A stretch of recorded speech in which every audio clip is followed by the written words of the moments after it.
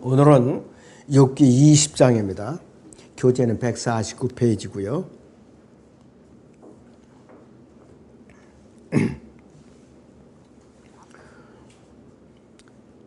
욥기 20장 전체의 주제는 대환란 때, 즉 그날란 때 적그리스도의 활동과 그의 종말, 이것이 욥기 20장의 주제입니다.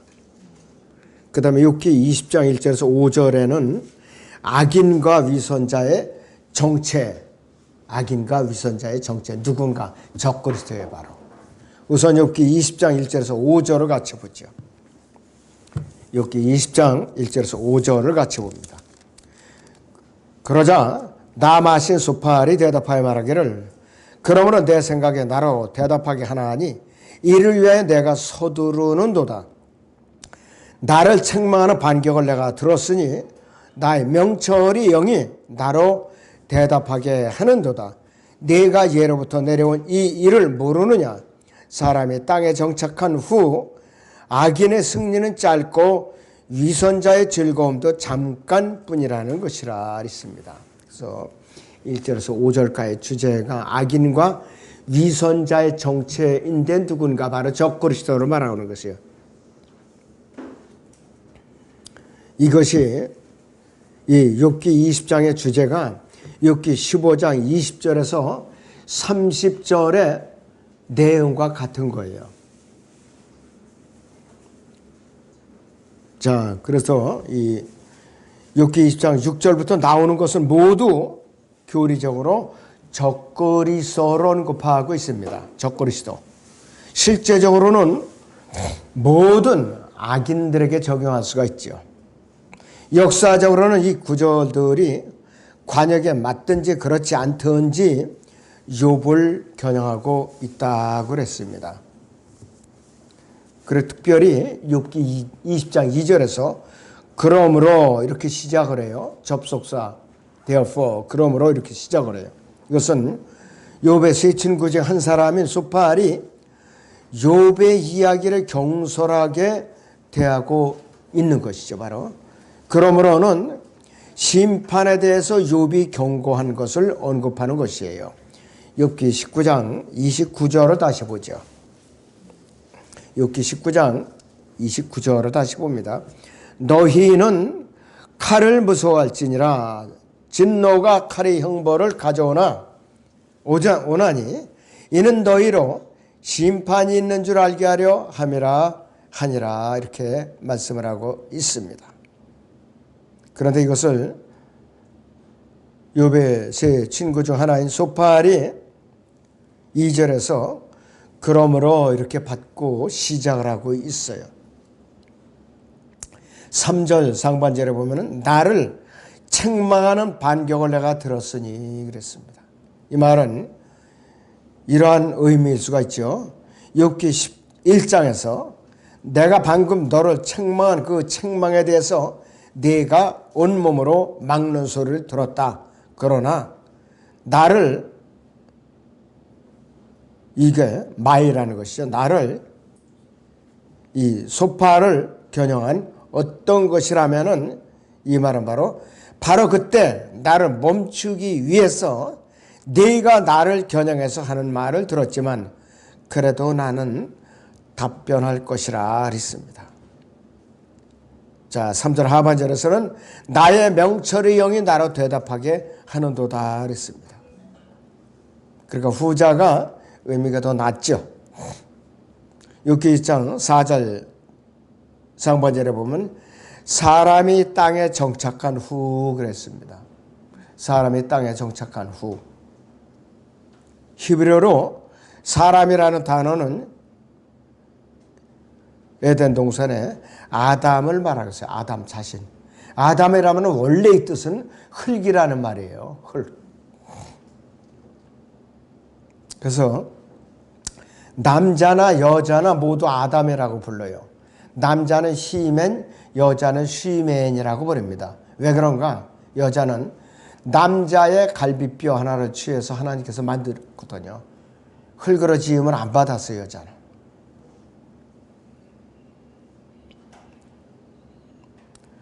이것은 욥기에 나오는 인물들이 다윗 이후 시대는 고사하고 모세 이후의 시대에도 살고 있지 않아서 보여주고 있다 이것이요.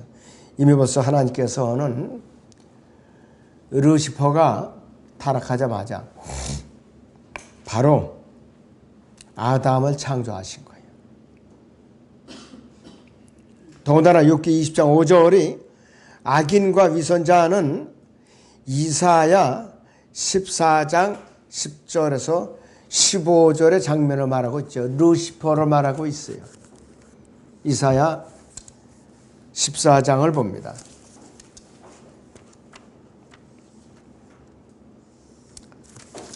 10절부터 보죠.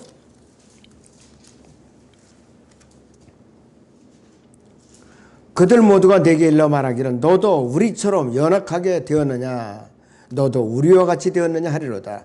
네 화려함과 네 비월들의 소리가 음부까지 끌어내려졌으니 벌레가 그 밑에 깔려있고 벌레들이 너를 덮는도다. 오 아침의 아들 루시퍼야 네가 어찌 하늘에서 떨어졌느냐 민족들을 연약하게 하였던 네가 어찌 땅으로 끊어져 내렸느냐. 이는 내가 네 마음속에 말하기를 네 마음속에 말하기를 내가 하늘에 올라가서 내가 내 보좌를 하나님의 별들보다 높일 것이요 내가 또한 북편에 있는 회중의 산 위에 앉으리라. 내가 구름들의 높은 곳들 위로 올라가 내가 지극히 높으신 분같이 되리라 하였습니다. 그랬어요. 처음에는 가장 아름다운 존재로 하나님이 보호자를 덮는 5번째 그룹이에요. 또 하늘의 찬양대장. 그리고 몸 자체에 악기를 내장하고 있어요. 이것이 에스겔 28장에 나오는 장면이에요. 바로. 그래서 처음에는 루시퍼라는 이름을 불렸다가 하나님을 대적해 갖고는 이름이 사탄으로 바뀌었죠. 그리고 성도들을 고소하기 시작하면서 고소자로 변하면서 이름이 마귀로 다시 또 바뀌었어요. 그래서 이제 첫째 안으로서 앞으로 대환란 기간에 이 땅의 그 세력들과 함께 쫓겨날 때는 마귀로 쫓겨내려는 거예요. 마귀로.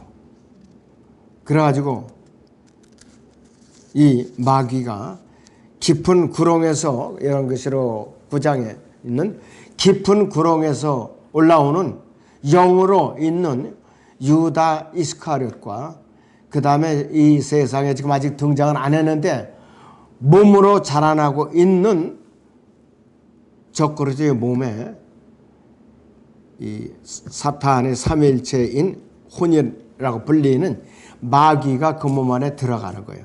화육신을 하는 거예요. 마귀가 가장 고통스러운 때가 언제냐? 이 환란 후 3년 반이에요. 육신에 갇혀 있으면서 굉장히 괴로운 거예요. 지금은 마귀가 마음대로 활동을 해요. 마음대로. 어제는요, 대전에서 그 반대 시위를 하는데 어느 국회의원이 참 깨어있는 사람이에요. 잠언을 아주 적절하게 조목조목 인용을 하면서 연설을 하더라고요. 악인도 하나님께 창조하셨고 때가 이제 돼서 자기가 용서를 빈다 그러면서 그러면서 조목조목 잠언을 몇 구절이나 인용을 하면서 연설을 하더라고요. 그래서 참 그 당에도 쓸만한 사람이 아직 남아 있구나. 그걸 알아듣겠더라고요. 다행이에요. 그런 사람이 있는 게. 이 마귀도 하나님께서 창조하신 존재 중에 하나라 이것이.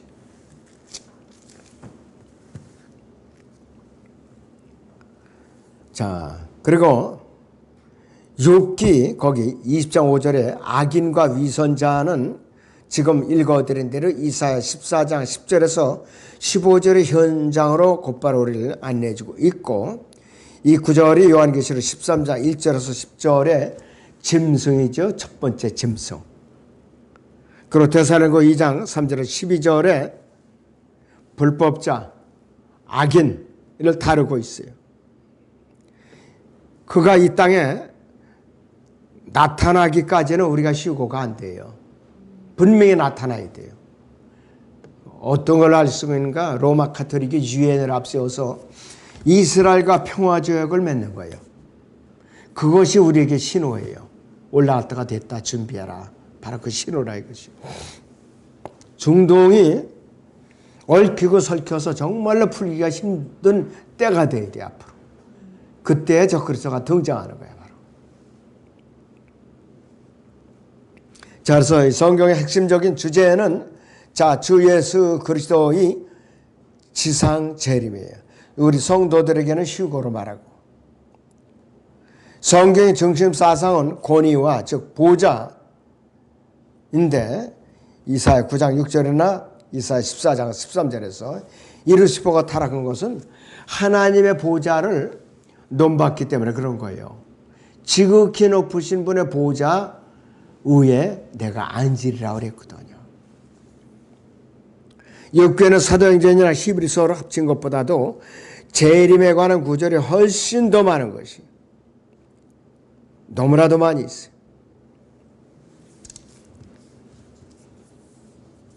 자, 그래서 욥기 20장 5절은 욥기 8장 13절이나 27장 8절과 비교해 보면 우리가 더 소중한 교훈을 얻을 수가 있습니다. 욥기 27장 8절을 보죠.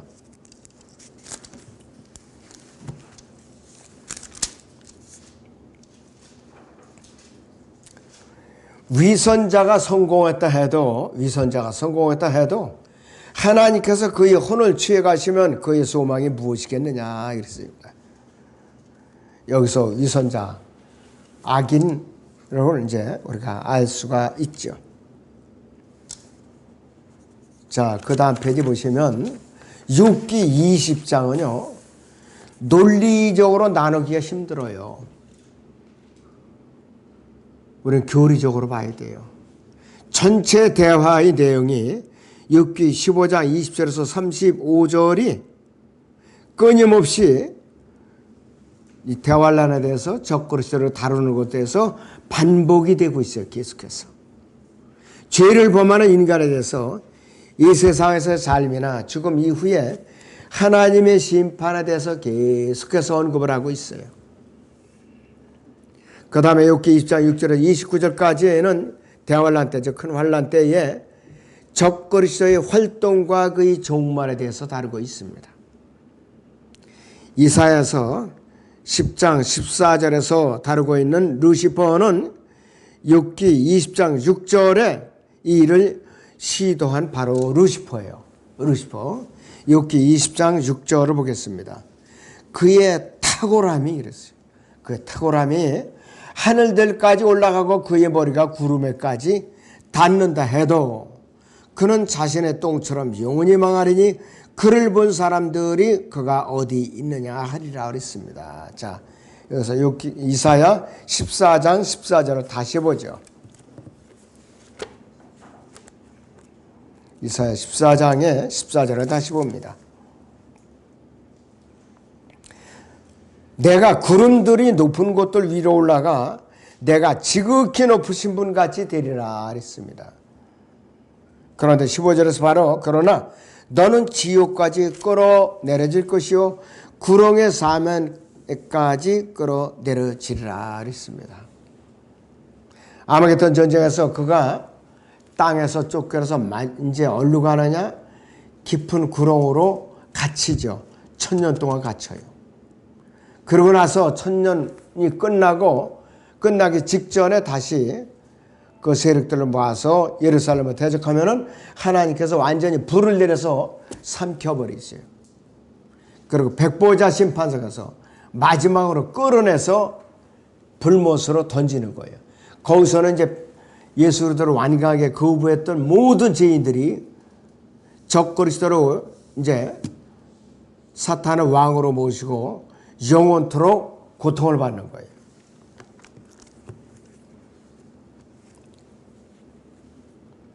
자, 그래서 이 적그리스도 루시퍼는 이사야 14장 15절에서 욥기 20장 7절로 끝을 맺는 것이에요.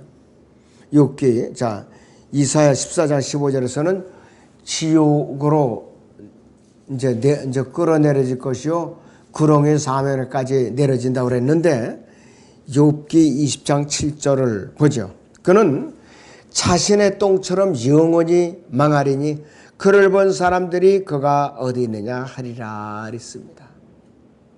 그 종착역이라 이것이 바로.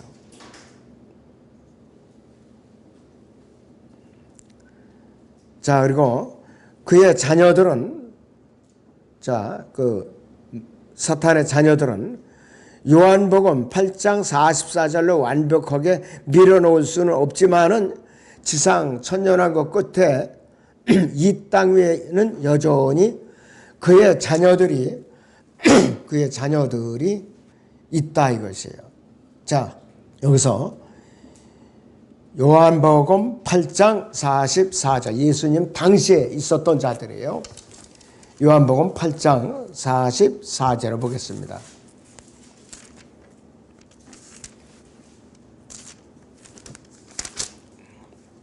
너희는 너희 아비 마귀에게서 나와서 너희 아비의 정욕을 행하고자 하는도다. 그는 처음부터 살인자였으며 진리 가운데 거하지 아니하였으니 이는 자기 안에 진리가 없음이라. 그가 거짓말을 할 때에는 자신에게서 우러나와 한 것이니 이는 그가 거짓말쟁이여 또 거짓말이 아비이기 때문이라. 처음부터 거짓말쟁이고 거짓말이 아비이고 살인자였다. 아벨을 죽인 자였다 이거예요. 그리고 그는 언제 패배를 하는가? 자, 요한계시록 20장 8절을 보죠.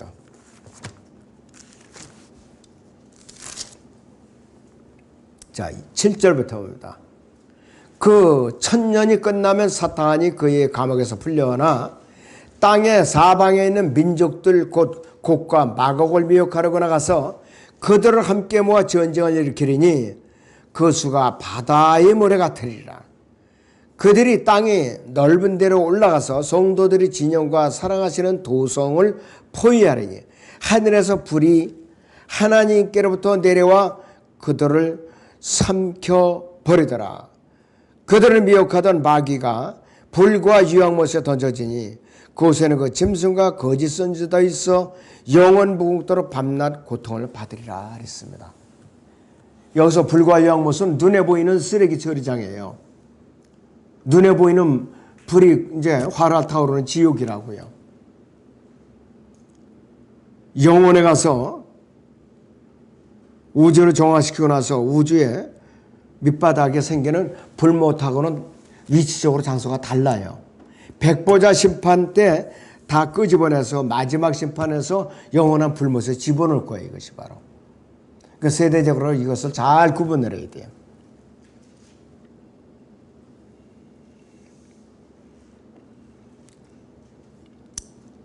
자, 그래서 그러고 나면은 이제 주님께서 절대적인 독재 정치가 이루어지는 것이에요. 예수님의 독재 정치. 지금 독재 정치는 아무것도 아니에요. 그때는 예수님께 대들었다가는 그대로 적사야, 그대로. 시편 110편을 봅니다.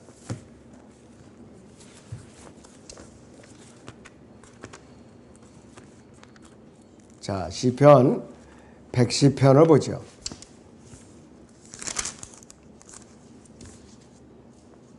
다윗이 시인데요. 주께서 내 주께 말씀하시기로 했어요. 주께서 내 주께 말씀을. 여기서 내 주는 예수 그리스도예요. 내가 네 원수들을 네 발판으로 삼을 때까지 너는 나의 오른편에 앉아 있으리라 하셨나이다 했어요. 내 오른편은 하나님 보좌 오른편이에요. 바로. 주께서 시온에서부터 주의 능력의 막대기를 보내시리니 주의 원수들 가운데서 다스리소서. 주의 권능의 날에 주의 백성들이 아침에 태로부터 오는 거룩함의 아름다운 것들 가운데서 자원하리니 주께서는 주의 젊음의 이슬을 가지셨나이다. 주께서 맹세하셨으니 후회하지 아니하시리라. 너는 멜키세덱의 계열에 따른 영원한 제사장이라 하셨도다. 주의 오른편에 계신 주께서 그의 진노의 날에 왕들을 쳐 부수시리라. 아마겟돈 전쟁을 말하고 있어요.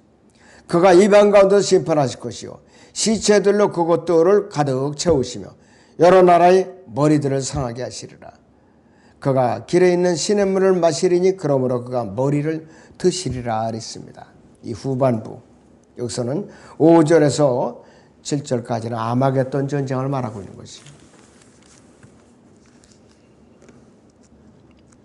자, 그리고 스칼에서 14장을 보죠.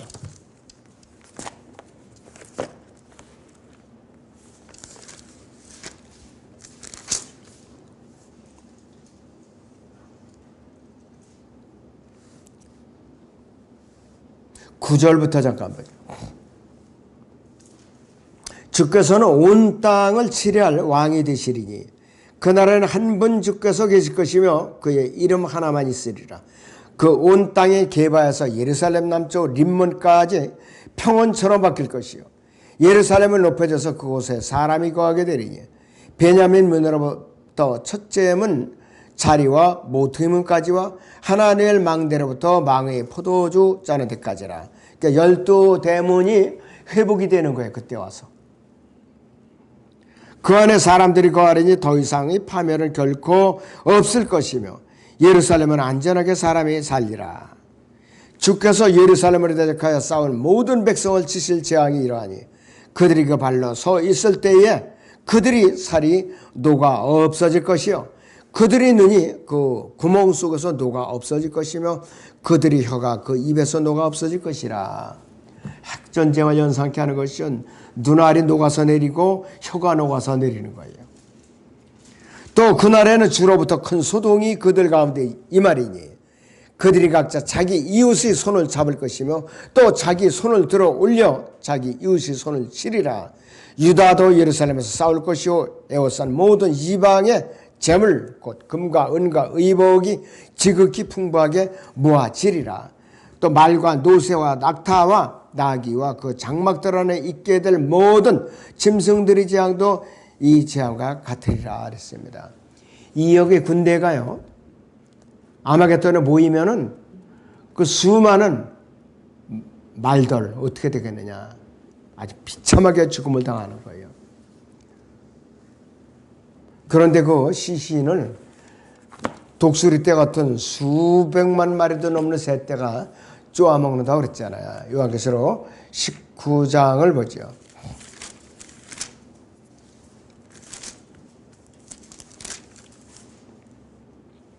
17절부터 19절을 보죠. 또 내가 보니 한 천사가 해에 서 있는데 그가 큰 음성으로 외쳐 하늘 한가운데로 날아가는 모든 새들에게 말하기를 와서 위대하신 하나님의 만찬에 다 함께 모여 왕들의 살과 최고 대장들의 살과 용사들의 살과 말들과 그 위에 탄 자들의 살과 자유인이나 종이나 작은 자나 큰 자나 할 것 없이 모든 자의 살을 먹으리라 하고 하니라. 또 내가 보니 그 땅이 그 짐승과 땅의 왕들과 그들의 군대가 그 말탄 분과 그의 군대에 대적하여 전쟁을 하려고 다 함께 모였더라 그랬습니다. 그러나 그 짐승이 잡히고 짐승 앞에서 기적들을 행하던 거짓 선지자도 그와 함께 잡혔으니 그는 짐승과 더불어 그 짐승의 표를 받은 자들과 그의 형상에 경비한 자들을 속이던 자라. 이 둘이 유황으로 불타오르는 불못에 산채로 던져지리라. 그리고 그 남은 자들은 말 위에 앉으신 분이 칼, 즉 그의 입에서 나오는 칼로 살해야 되리니 모든 새들이 그들이 살로 배를 채우더라 그랬습니다. 지금 아마겟돈 평야 지역에 수백만 마리가 넘는 독수리떼가 자라고 있다고 그래요. 독수리떼가. 나폴레옹이 전쟁을 했을 때 이 짝을 중동을 정복했을 때도 이 성경에 의하면 이곳은 인류의 마지막 전쟁이 일어날 곳이라고 함. 이게 팻말이 있대요, 거기에. 자, 엄청난 거죠.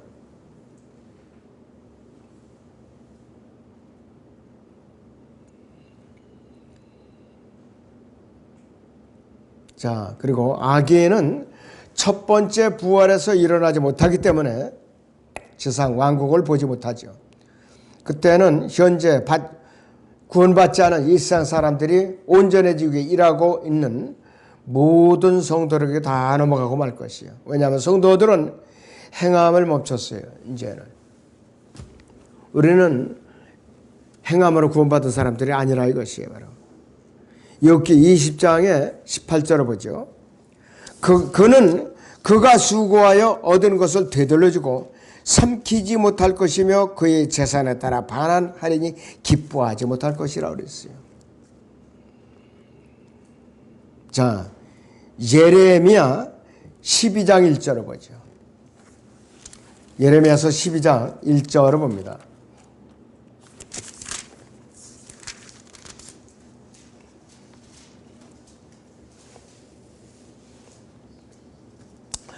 주여, 내가 주와 더불어 항변할 때에 주는 의로우시나이다. 그러나 나로 주와 더불어 주의 심판에 관해 말하게 하소. 어찌하여 악인의 길이 번성하시나이까? 어찌하여 주 패역되이 행하는 자들이 다 행복하나이까? 이렇게 말하고 있죠. 현재는 악인들이 번성해요. 악인들이 번성하다 이것이. 하나님의 철저의 무기가 그 화살들과 함께 그를 관통할 것이라 그랬습니다. 욥기 20장 24절을 봅니다.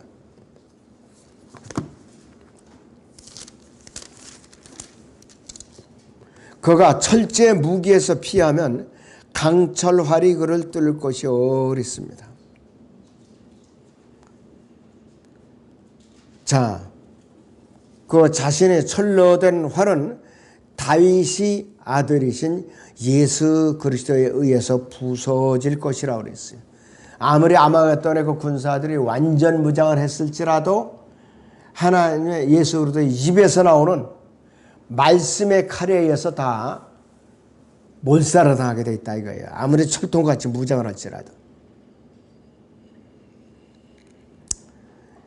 악인의 목과 욥은 하나님으로부터 나오는데 하나님에 의해서 그에게 정해져 있어요. 그의 몫이 뭐냐? 좋은 곳이 아니에요. 마태복음 25장 41절을 보죠.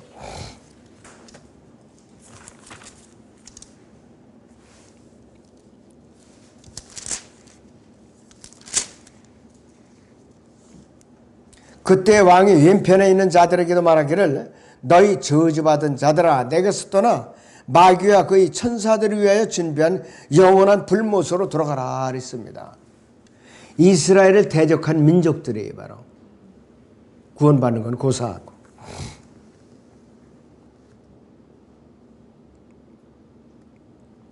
그래서 그 악인의 목과 욥은 질병과 독과 훔친 물건을 배상해 주는 것과 쉬지 못하는 것과 반대와 모든 것을 잃어버리는 것과 두려움과 죽음과 심판을 받는 것과 영원한 불이다 이거예요. 아주 저주만 받죠 이렇게.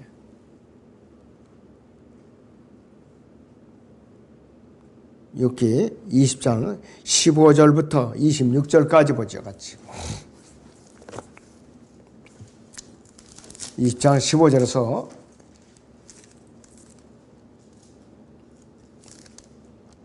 그가 재물을 삼켰으나 다시 토해내리니 하나님께서 재물을 그의 배에서 나오게 하시리라. 그가 독사의 독을 빨며 뱀의 혀가 그를 죽일 것이라. 그는 강들과 하수들과 꿀과 버터의 시내들을 보지 못하리라.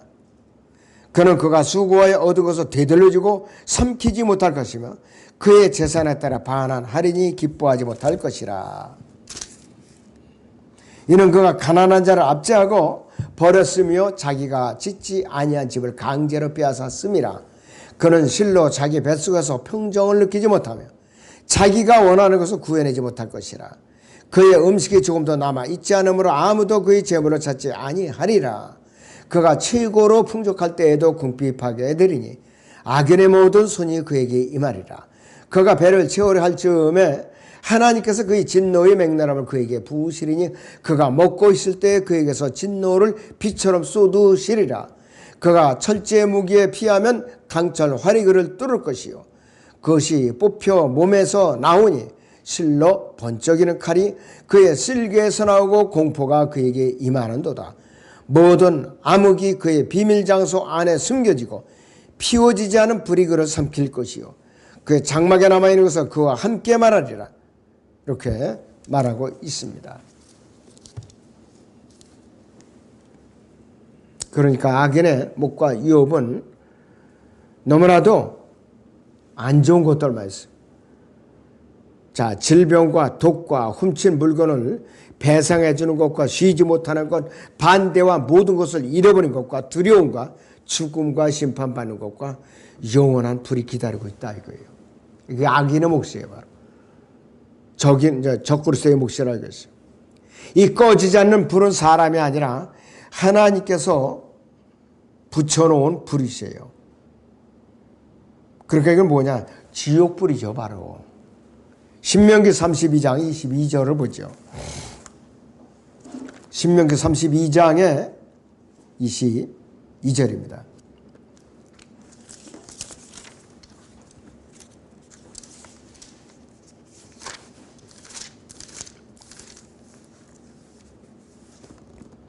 내 진노 중에 불이 붙어서 가장 낮은 지옥까지 살 것이며 땅을 그 소소한 가닥으로 소멸할 것이며 산들의 기초에도 불을 놓으리라 그랬습니다. 욥기 20장 20절에서 29절에 까지 이 구절들에 관한 성경적인 예들은 수도 없어요.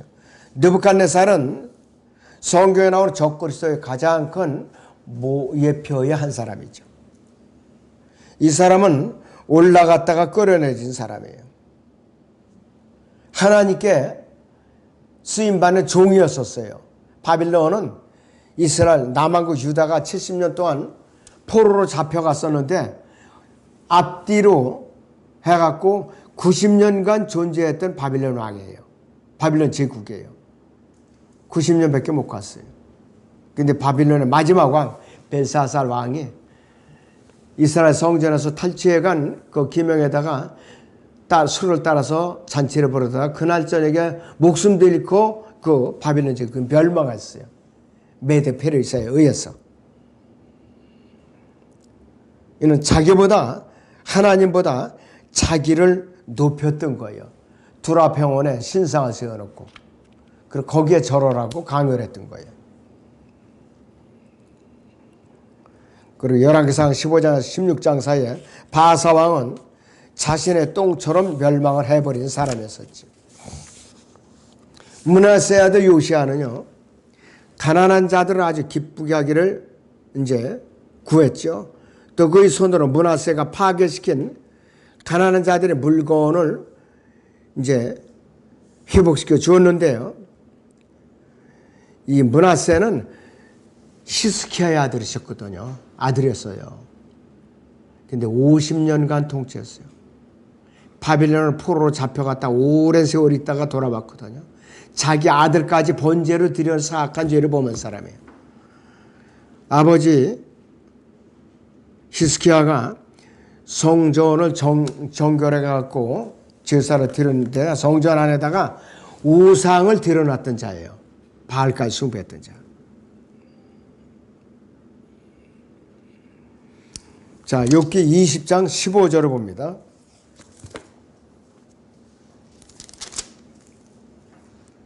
그가 재물을 삼켰으나 다시 토해내리니 하나님께서 재물을 그의 배에서 나오게 하시리라 했습니다.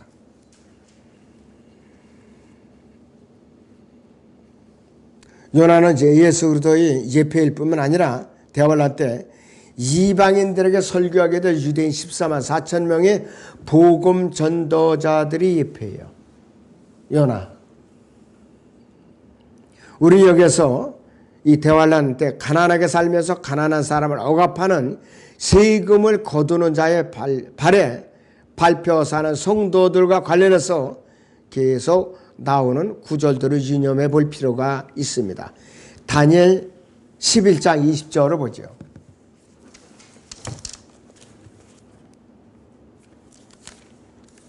다니엘 11장의 20절을 봅니다. 그러면 그 왕국의 영화 속에서 세금을 거두는 자가 그의 자리에 서게 될 것이나 그는 며칠이 못되어 분노함이나 전쟁도 없이 멸망하게 되리라. 이 적그리스도를 말하는 것이, 이 환난 기간에는 사람들이 견디다 못해 굶어 죽어요. 짐승의 편을 그나마도 받지 않으면 다 굶어 죽어요. 너무나도 힘든 때가 올 거예요, 앞으로.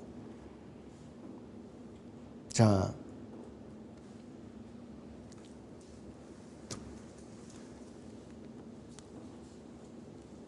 야고보서 보죠? 잠깐.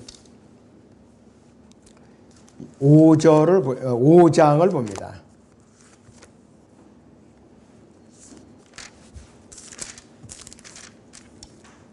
1절부터요.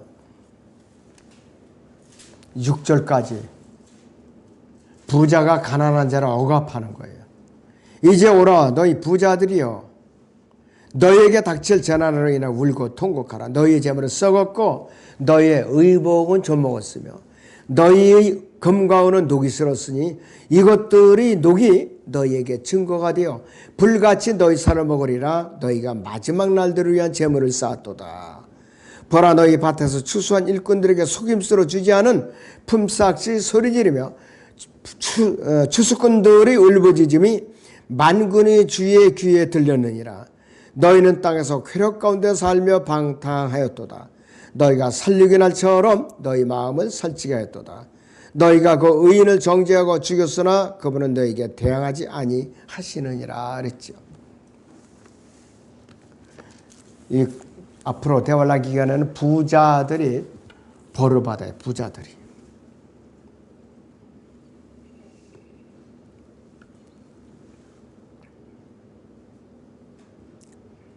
자, 그래서 이 그리스도인들은 언제든지 정도로 가야 돼요. 그렇지 않으면 다 넘어지게 돼 있어요.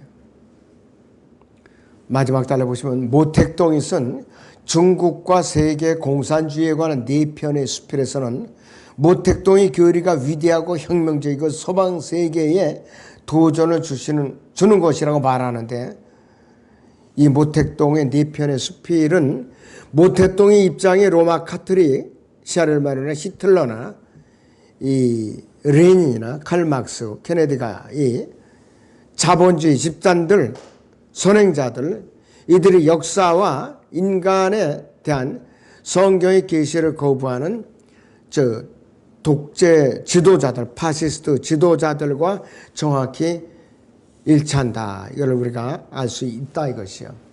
모택동이 학살한 사람이 5천만 명이 넘는데요. 5천만 명이. 모택동의 입장은 나치의 입장과 똑같다고 그래요. 모택동이 내세우는 변명만 다를 뿐이에요. 그래서 모택동의 철학과 1800년에 1914년 러시아의 짜르들, 즉 황제의 발음을 러시아에서는 짜르라고 이제 얘기를 합니다.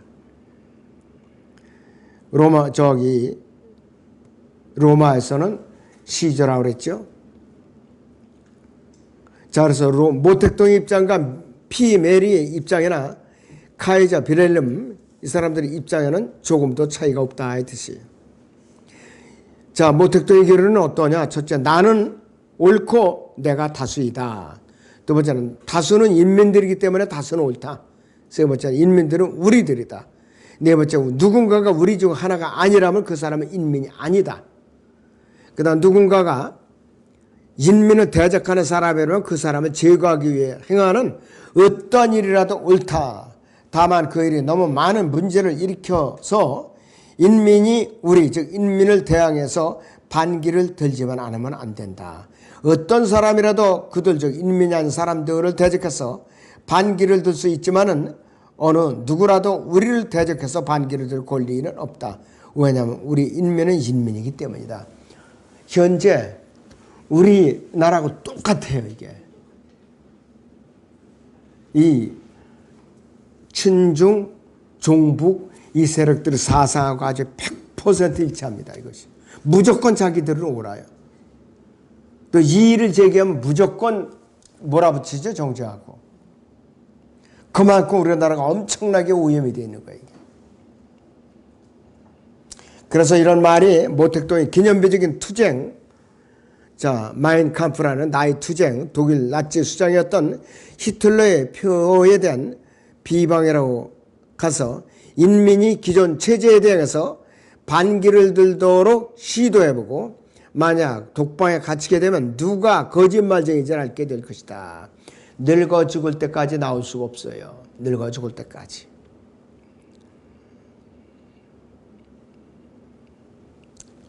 자, 그렇기 때문에 이 세상에 예수 그리스도께서 직접 통치하게 되면은 어떠한 것도 정당화가 될 수가 없다 이것이에요. 그 다음 페이지 보시면요. 중간 단락 보세요. 대환란이 시작되면, 큰 환란이 시작되면은 가난한 자는 여기에 있을 뿐만 아니라 하나님 편에 서는 사람들이 인민계급이 될 것이다. 하나님께서 이들을 보호하시지 않으면 살아남을 수가 없어요. 짐승의 표를 받지 않으면 사고팔 수가 없으니까. 로마 가톨릭과 연합한 국제사회주의 최의협정은 뭐냐? 하나님을 믿거나 하나님께서 말씀하실 것을 믿는 지상의 모든 남자와 여자와 어린이가 재정적으로 국내적으로 파산하는 거예요. 가난하게 만드는 거예요. 우리나라 상황이 그렇게 똑같이 전개되고 있어요. 그리고 남녀 성을 서로 전환할 수 있게 그렇게 법을 바꾸고 있어요. 캐나다가 이민 가서 살기 좋은 나라라고 그랬거든요. 지금은 난리가 났어요. 이제 트랜스젠더들이 이제 성행해가지고 아주 초등학교부터 그 교육을 쇠뇌를 시키고 이민자들이 와가지고 캐나다를 아주 말아먹고 말았어요. 우리나라도 그 직전에 와 있다니까요, 지금.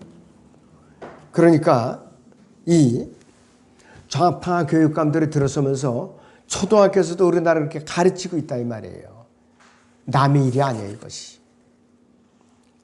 자, 욥기 24장 23절은 민수기 11장 33절에 잘 묘사되어 있고 20장 25절에서는 재판관계 5장에 자, 옆구리에 지방이 겹살이 된 그 사람 있었죠?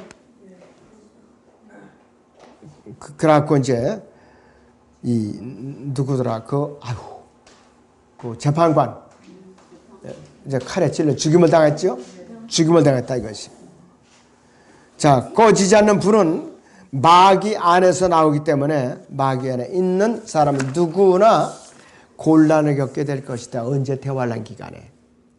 이 번쩍이는 칼은 20장 25절에 번쩍이는 칼은 히브리서 4장 12절에 양날에 있는 칼로서 성령의 칼로 불리며 또 하나님의 말씀의 입에서 나오는 것이로 우리는 악인의 거처들과 목과 유업에 대해서 잘 알고 있죠. 그래서 잠시 동안 우리는 그의 힘과 규모와 형태와 기질과 위치와 능력과 계획과 그의 태도를 알 수가 있는 것이에요. 사탄에 관한 이러한 계시는 몸의 신비에 관한 현재의 진리에서는 발견되지 않는다. 사탄은 정확히 교회처럼 계시의 대상일 뿐만 아니라 주로 구약에서 많이 계시되어 있어요. 구약에서 본격적으로 그의 정체가 후 3년 반에 나타난다 이것이에요. 바로 오늘은 여기서 마치죠. 네, 꺼요 언론.